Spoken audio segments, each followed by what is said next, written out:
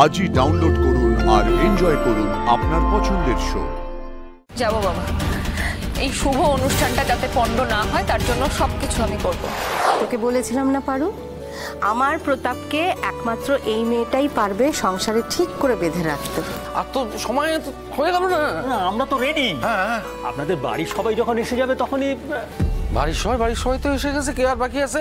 পলাশকেও বাকি আছে? না, সবাই এসে গেছে। হ্যাঁ, না না, আপনার জামাইকে তো দেখছি না। ভুবনপুরের প্রেসিডেন্ট বলে কথা। না মানে একটু ওর সাথে একটু আলাপ করার ইচ্ছে ছিল আর কি। উনি আসেননি?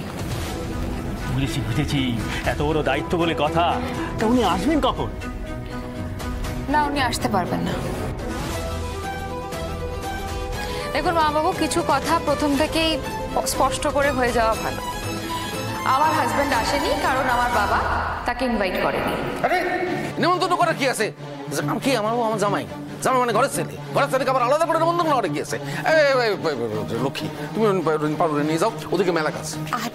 না জামাই আসবে তো? আসবে কি শুনলেন?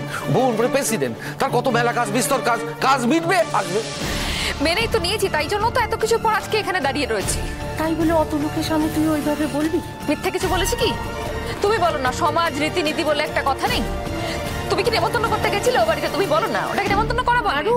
ঠিক আছে, আমি নিজে যাব ওরে নেমন্তন্ন করার জন্য। হ্যাঁ?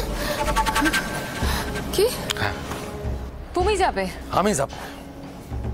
আজকে একটা আশীর্বাদের অনুষ্ঠানের দিন। এই পাত্রীপক্ষ রয়েছে, গায়ের লোক রয়েছে, এদের সবার সামনে আমার মেয়ের মাথা হেঁট হবে, আমি চাই না। কিন্তু আমার মাথা উঁচু করার জন্য সোমের মাথা যে আমি নিচু করতে পারবো না বাবা। সোমের মাথা নিচু করতে আমি কে বলেছে? সোমের মাথা না, আমি যাব। আমি গিয়ে দরকার হলে তার হাতে পায়ে ধরবো, বলবো বাবা আর রাগ করিস নে, আমি একটা বয়স্ক মানুষ, আশা করি আমার কথা সে ফেলতে পারবে না। আর তাতেও যদি না বোঝে তখন কি হবে? আমি বলছি বাবা যে এই সব কিছু তোমরা এবার বন্ধ করো তোমরা। আজকে একটা শুভ দিন, মাথা গরম করিস না বাবা। কি করে মাথা ঠান্ডা করি বলো তো বাবা? হ্যাঁ, তুমি এতদিন ধরে যা যা বলেছো আমি সব শুনেছি বাবা, সব মেনে নিয়েছি। জানি তো সোম তো এত কিছু বুঝবে না, তাই ও আসবে না। মা আমি ভালো বলছি বাবা, আমি ভালো বলছি যে এই তামাশাটাকে তোমরা এবারে বন্ধ করো। প্রতাপ, এখন কি এসব কথা বলছিস তুই? কন্যা পক্ষের লোক সব এসে বসে আছে ওখানে। কিন্তু জামাই আসেনি মা, জামাই আসেনি। আমার বোনের সঙ্গে সোমের বিয়ে হয়েছে, ও এ বাড়ির একমাত্র জামাই।